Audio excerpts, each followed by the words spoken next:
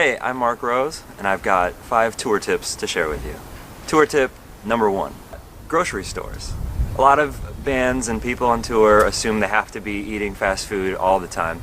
And while that can be fun every once in a while, and especially when there's no other options, the grocery store is not only somewhat inexpensive, but you can stock up on things like fruit and vegetables and etc. So you can eat better than you maybe would think you could on the road. Number 2, if you're running late for something, be late. Contact the people you need to and be late. It's not worth it to try to drive fast, not only for not getting pulled over and getting speeding tickets all the time, but also for safety purposes. If you're going to be spending a lot of time on the road, there's going to be more shows. Promoters will understand.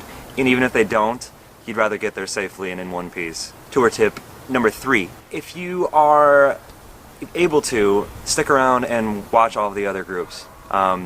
Something that I'm noticing a lot of on the road is whether it's a local act or a touring act, that they kind of show up, play, and leave, or they show up and they don't really support anybody else or watch anybody else. Then they get up on stage and talk about how good everybody was and make everybody clap for them. I think it's important to check everybody out, or at least check out a few tunes. Gives you not only something to talk about, but you make a lot of friends and connections that way.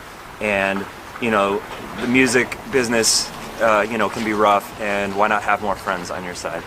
Tour tip number 4.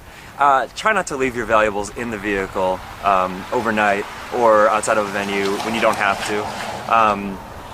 A lot of groups, unfortunately, will get their vehicles broken into, and it happens, especially if you're obviously a band with equipment. So if you can, bring some guitars or laptops, or especially your cash drawer. Bring it in to the hotel or to the place you're staying. Don't leave it out overnight. It's just not a good idea. Tour tip number 5. Gas prices fluctuate everywhere in the country, so if you see a good gas price, stop and fill up.